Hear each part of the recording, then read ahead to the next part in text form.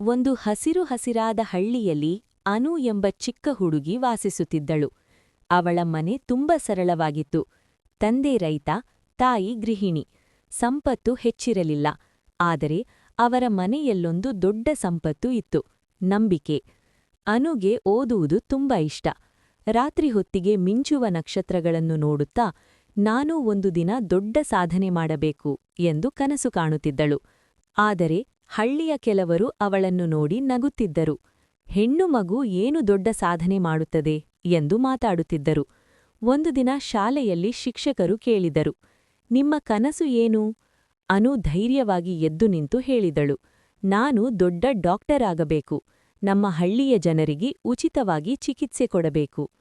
ಕೆಲವರು ಮಕ್ಕಳು ನಗಿದರು. ಅನುಗೆ ಕಣ್ಣಲ್ಲಿ ನೀರು ಬಂತು. ಆದರೆ ಆ ಕ್ಷಣದಲ್ಲಿ ಶಿಕ್ಷಕಿ ಅವಳ ಹತ್ತಿರ ಬಂದು ಹೇಳಿದರು, ನಿನ್ನ ಕನಸು ಚಿಕ್ಕದಲ್ಲ, ನಿನ್ನ ನಂಬಿಕೆ ದೊಡ್ಡದು. ಅದನ್ನೇ ಹಿಡಿದು ಮುಂದೆ ಹೋಗು. ಆ ಮಾತುಗಳು ಅನು ಹೃದಯದಲ್ಲಿ ಆಳವಾಗಿ ನೆಲೆಸಿದವು. ಅಂದು ಅವಳು ತೀರ್ಮಾನಿಸಿದಳು, ಯಾರ ಮಾತುಗಳಿಗೂ ಹೆದರಬಾರದು. ಪ್ರತಿದಿನ ಬೆಳಿಗ್ಗೆ ಬೇಗ ಎದ್ದು ಓದುತ್ತಿದ್ದಳು.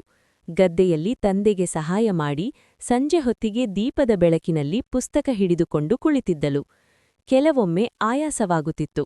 ನನಗೆ ಆಗುತ್ತದೆಯಾ ಎಂಬ ಅನುಮಾನವೂ ಬರುತ್ತಿತ್ತು.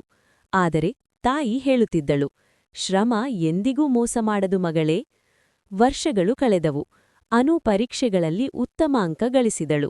ಪಟ್ಟಣಕ್ಕೆ ಹೋಗಿ ಕಾಲೇಜಿನಲ್ಲಿ ಓದಿದಳು. ಅಲ್ಲೂ ಸವಾಲುಗಳಿದ್ದವು: ಹೊಸ ಜಾಗ, ಹೊಸ ಜನ, ಹೊಸ ಕಷ್ಟಗಳು.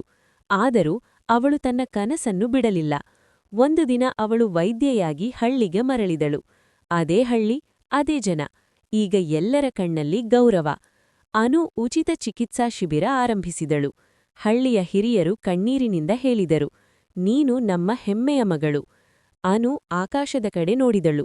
ಒಂದು ಕಾಲದಲ್ಲಿ ನಕ್ಷತ್ರಗಳನ್ನು ನೋಡಿ ಕನಸು ಕಂಡ ಹುಡುಗಿ ಇಂದು ತಾನೇ ಅನೇಕ ಜೀವನಗಳಿಗೆ ಬೆಳಕಾಗಿದ್ದಳು.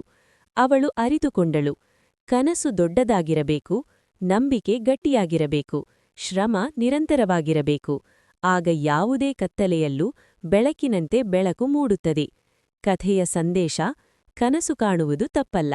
ನಂಬಿಕೆ ಮತ್ತು ಶ್ರಮವೇ ಯಶಸ್ಸಿನ ದಾರಿ. ನೀನು ನಿನ್ನ ಮೇಲೆ ನಂಬಿಕೆ ಇಟ್ಟರೆ ಜಗತ್ತು ನಿನ್ನನ್ನು ನಂಬುತ್ತದೆ.